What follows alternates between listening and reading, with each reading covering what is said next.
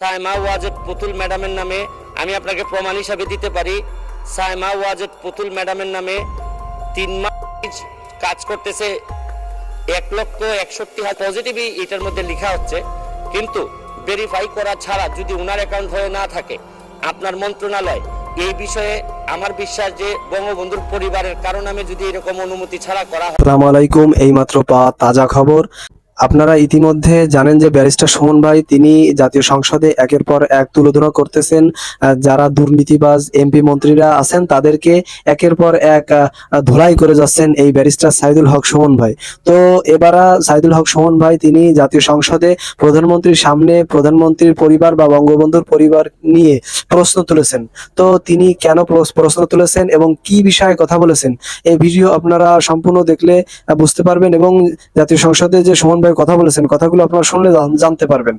পাশাপাশি এই প্রশ্ন করার পরে আসলে সুমন ভাই সুস্থ থাকতে পারতেছেন না বা সুমন ভাই শান্তি থাকতে পারতেছেন না, তিনি আতঙ্কে থাকতে হচ্ছে, তার জীবন নাশের সংখ্যা বা তাকে প্রাণে মারার হুমকি পাচ্ছেন তিনি। তো তিনি এই বিষয়ে কথা বলেছেন একটি টক শো বা একটি সাক্ষাৎকারে একজন সাংবাদিকের সামনে তিনি কথা বলেছেন।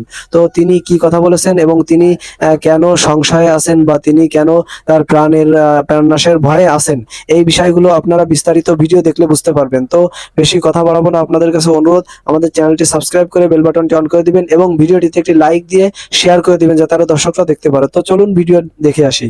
হুমকি আসবে, আর ইমাম সাহেবের দেশ তো না, এটা আমি দেশটাকে বদলাইতে চাই, এটা আমি দেখে যেতে চাই। এই যে সাহসের সাথে আপনি সব কাজ করছেন, বিভিন্ন পর্যায়ে কথা বলছেন, দুর্নীতির বিরুদ্ধে সাধারণ মানুষের পক্ষে কথা বলছেন, এবং আমরা দেখেছি যে সংসদে দাঁড়িয়েও আপনি অনেক নির্ভয়ে অনেক অপ্রিয় সত্য কথাগুলো আপনি বলছেন। তো এই যে অপ্রিয় সত্য কথাগুলো পাবলিকের সামনে গণমাধ্যমে আপনি বলছেন, এই জায়গাটা কি কোনো আপনি চ্যালেঞ্জ ফেস করছেন যেটা আপনার পরবর্তীতে হুমকি বা কোনো ব্যক্তিগত রয়েছে কিনা? আমার ফ্যামিলি আমাকে নিয়ে খুবই উদ্বিগ্ন। জি, যে আমাকে মেরে ফেলা হইতে পারে, আমাকে অপমান করা হইতে পারে, আমাকে ধরেন কত ধরনের বিপদ আসতে পারে। জি, এখন এগুলা তো বসে থাকলে তো চলবে না, এখন নক্ষত্রেরও তো পতন হয়। জি, আমার তো বিষয়টা এমন না যে এই নক্ষত্র হয়ে থাকতে হবে, পতন হইলে চলে যাব। আমার তো যেভাবে আমি আসি তাতে যদি বুঝতাম যে খুব আরাম পাচ্ছি, তাহলে না হয় এখান থেকে চলে গেলে আমার কষ্ট হইতো। জি, আমার উজ্জ্বল পেইনটা তো আমার মধ্যে থাকবে না। জি, আমি তো কোনো প্রিভিলেজ নিচ্ছি না। ধরেন আমি যদি সাথে পুলিশের গাড়ি থাকতো, পে পু করে যাচ্ছে, তারপর হচ্ছে কি অনেক টাকা পকেটে আছে, এখন আপনি যদি আমার এখান থেকে পতন করাই দেন যে আমার কাছে আর টাকা থাকবে না, পয়সা থাকবে না, আপনি যদি টিআর কাবিকা না দেন, তাহলে আমি কিভাবে চলবো, আমার ছেলে মেয়ে কিভাবে চলবে, এইসব তো নাই আমার মধ্যে। বরং আপনি জানেন সকালবেলা উঠে কত লোকের তদবির আমার শুনতে হয়, এটা তো এমপি থাকার কারণে আমাকে আর বেশি শুনতে হয়। আমার কথা হলো আমার কাছে উত্থান, নক্ষত্র, পতন এগুলা কোনো আলাদাভাবে মিন করে না। আপনি ব্যক্তিগত পর্যায়ে কোনো হুমকি পেয়েছেন কি? আরে এটা প্রতিদিনই হুমকির মধ্যে। হুমকি তো আপনি ফিল করলেই হুমকি, আর না করলে কি? আপনি আমার মানেন দেখে আমি এমপি, মানেন আপনি, না মানলে কি করবো আমি? কারণ আমি আপনারটা আপনি খান, আমারটা আমি খাই। জি, জি, তো এইগুলা হুমকি টুমকি আমি এইভাবেই নিছি। জি, জি, কিন্তু ভাই হুমকি আসবে, আর ইমাম সাহেবের দেশ তো না, এটা এইখানে হুমকি বিবেচনা করি তো আমি আসছি। জি, এই দেশে বঙ্গবন্ধুরে মারে নাই, জাতির পিতারে মারে ফেলছে আমাদের মানুষরা, তাও খালি একা মারছে। মানে কত বড়, মানে মনে হয়েছে যে তার পুরো ফ্যামিলিকে মেরে ফেলতে হবে। তার ফ্যামিলি তো কোনো দোষ ছিল না। আমাদের 4 নেতারে জেলের ভিতর গিয়ে মারছে কারা? পাকিস্তানকে মারছে না আমাদের লোকরা মারছে? আমাদের লোকজন মারছে। তাইলে আপনি এই দেশে বেইজ্জত হবেন, নাহলে আমি এই দেশের ভালো চাইবেন, আপনি মরবেন নাহলে বেইজ্জত হবেন। জি, আমি দুইটার জন্য প্রস্তুত। এটার জন্য আমার কাছে প্রস্তুতর বিষয়টা এরকম না, এটা একেবারে নর্মাল। জি, আসবেন যাবেন, পৃথিবী থেকে বিদায় নেবেন। এই যে আমরা লাশ নামাচ্ছি কবরে, জি, যখন আপনি রেগুলার লাশ নামাবেন, আপনার হার্ট শক্ত হতে থাকবে, আপনার আবেগ শক্ত হইতে থাকবে। আমি এগুলোকে স্বাভাবিকভাবে মেনে নিছি। জি, জি, তবে অস্বাভাবিকভাবে যেটা আমি মেনে নেই নাই হচ্ছে গিয়ে আমি না বদলাই যাইতে চাই না। জি, আমি দেশটাকে বদলাইতে চাই, এটা আমি দেখে যেতে চাই। জন্মের পরে যেটা পাইছি আমি মৃত্যুর আগে অথবা চলে যাওয়ার আগে এর চেয়ে ভালো একটা জিনিস রেখে যেতে চাই, যেটা আমার ব্যাপক ইচ্ছা। মাননীয় মন্ত্রী মহোদয় যারা আছেন মন্ত্রণালয়ের, অনেকের সাথে আমার ব্যক্তি সম্পর্ক অতটা উষ্ণ না। আমার পরিবার ইনক্লুড করে বলছি, কেউ টাকা বানাইতে পারবে না।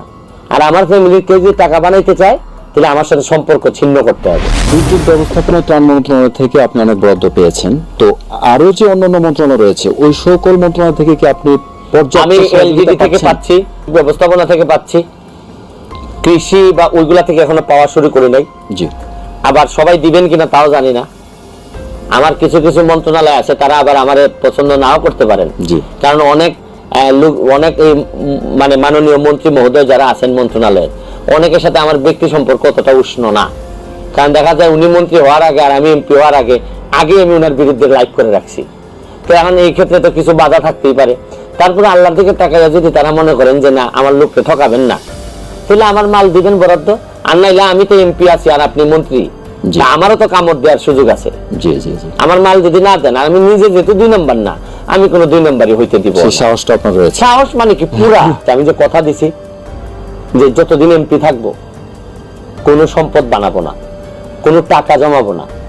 তাতে হয়েছে কি আমার এখন লাভ হয়ে গেছে দ্বিগুণ। আমার এখন ব্যারিস্টার যখন এমপি হয় তখন ইনকাম বেড়ে যায় অনেক। মানে এই টাকাটাও তো আমি নিয়ে যোগ আমার উন্নয়ন করতে পারছি, যেটা অন্য এমপি মহোদয়রা পারবে না। কারণ আমার এমপির চেয়ে ইনকাম কম না আমার। এই টাকাটাও যখন আমি বন্টন করে দিচ্ছি, তাহলে বুঝেন আমি কি পরিমাণ কাজ করার সুযোগ পাইছি। না, এটা একটা ভালো কথা বলছেন যে আপনি ইনকাম করছেন, আপনি এই যে কোর্টে প্র্যাকটিস করছেন, ওখান থেকে আপনার একটা ইনকাম হচ্ছে, মানে হ্যান্ডসাম তো ইনকাম। আবার আপনি বলছেন যে আপনি সম্পদ অর্জন করবেন না, তাহলে এই ইনকামটা কি আপনি সবকিছুই আপনি একেবারে সাধারণ সব। জনগণকে দিয়ে দিবেন একেবারে উন্নয়নের জন্য? একেবারে আমি বলছি যে শুধু আমি না, জি, আমার পরিবার ইনক্লুডেড। জি, দেখা গেল আমি আপনাদেরকে বললাম না ভাই আমি কোনো সম্পদ বানাবো না, আর আমার বোন নামে দেখা গেল গুলশানে 2টা ফ্ল্যাট জি, বা আমেরিকাতে একটা বাড়ি। এর মানে কি? জি, তোমার বউ কেমনে বানাইলো এই টাকা? জি, আমি আমার পরিবার ইনক্লুড করে বলছি কেউ টাকা বানাইতে পারবে না। আর আমার ফ্যামিলির কেউ যদি টাকা বানাইতে চায় তাহলে আমার সাথে সম্পর্ক ছিন্ন করতে হবে। আর যদি এই এই বক্তব্যের উপর আমরা মিলেমিশে থাকতে চাই, জি। কারণ এখন আমি যেহেতু এই সিদ্ধান্ত নিয়ে নিছি, এর বাইরে যাওয়ার সুযোগ নাই। রাগ ডাক করে বলি না যে আহা উনি সম্ভবত মেরে দিয়েছেন, এগুলা না। আপনি মারছেন, আপনি চোর। সবাই ভাগে কিছু না কিছু ওই পায়, শুধু জনগণ পায় না।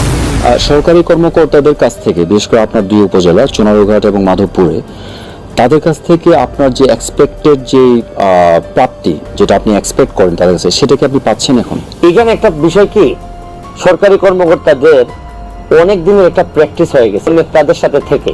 জি, যে প্র্যাকটিসটা কিরকম, নেতাদেরকে ধরেন 60% দিতে হবে, জি, বা 60% কোনোভাবে নেতাদের ঘরে যাবে বা নেতার আশেপাশের লোকজনের যাবে। তো 60% যদি চলে যায়, থাকে 40%।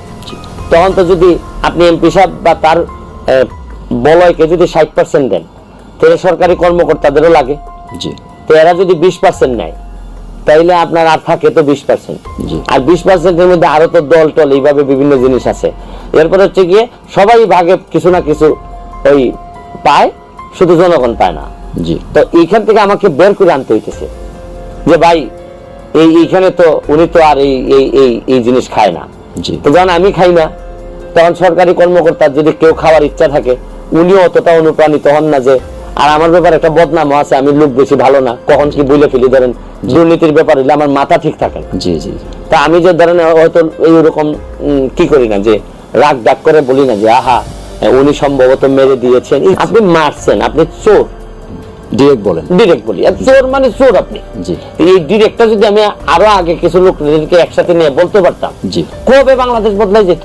জি, বাংলাদেশে এখনো একটা বড় সমস্যা হচ্ছে কি, আপনি আমার পাশে বসে জানেন আমি চোর, কিন্তু তাও আপনি তুষামতি করতেছেন। আমার ভাই, আপনি তো দারুণ কাজ করেছেন, মানবতাবাদী মানুষ। তারপর আপনি আপনার এলাকায় বিশাল ভোটের ব্যবধানে আসছেন, কিন্তু আপনি ভিতরে ভিতরে জানেন আমি যে চোর। কিন্তু জীবনও আপনি এইটা নিয়ে কাছেই যাবেন না, বলা তো দূরের কথা।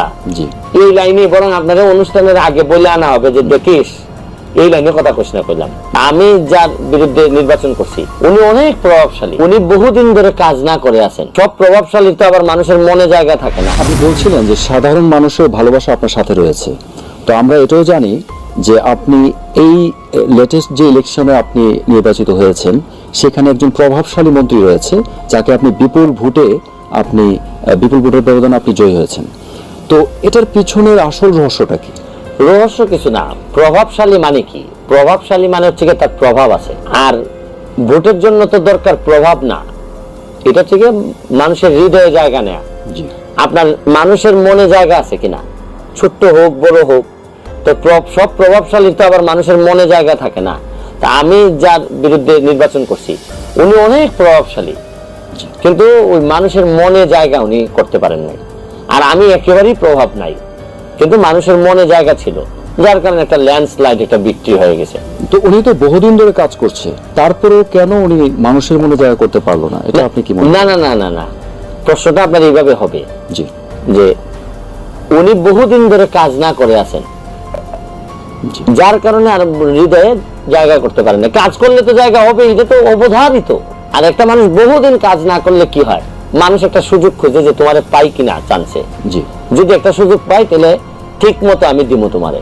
জি কারণ আমার ব্যাপারে আমি বহুদিন ধরে কাজ করতেছি, মানুষ আমারে বলতো যে তোমারে যদি সুযোগ পাই তাইলে এমন ভাবে সিল মারবো যে টেবিলটা যেন আওয়াজ হয়।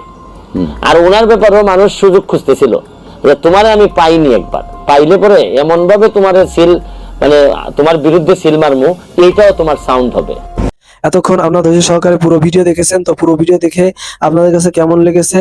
জাতীয় সংসদের সুমন ভাই যে প্রধানমন্ত্রীর পরিবার বা জাতীয় জনক বঙ্গবন্ধু শেখ মুজিবুর রহমানের পরিবার নিয়ে প্রশ্ন তুলেছেন, এবং এই প্রশ্নগুলো কি কি কথা হয়েছে বা কি বক্তব্য তিনি প্রধানমন্ত্রীর সামনে দিয়েছেন, এবং প্রধানমন্ত্রী মিস করে হেসেছেন। এটা ব্যারিস্টার সুমনের জীবন নিয়ে যে সংশয় বা জীবন প্রাণনাশের যে হুমকি, এটা আপনারা কতদূর কিভাবে দেখতেছেন, এবং আপনারা আপনাদের মন্তব্য অবশ্যই কমেন্ট সেকশনে জানাবেন। তো এই ধরনের আলোচিত সমালোচিত ভাইরাল আপডেট এবং লাইভ নিউজ সবার আগে পেতে আমাদের চ্যানেলটি সাবস্ক্রাইব করে আমাদের পাশে থাকবেন। আপনাদের সাথে দেখা হবে, কথা হবে অন্য কোনো ভিডিও বা টপিকসে। সেই পর্যন্ত সবাই সুস্থ থাকবেন, ভালো থাকবেন। আল্লাহ হাফেজ।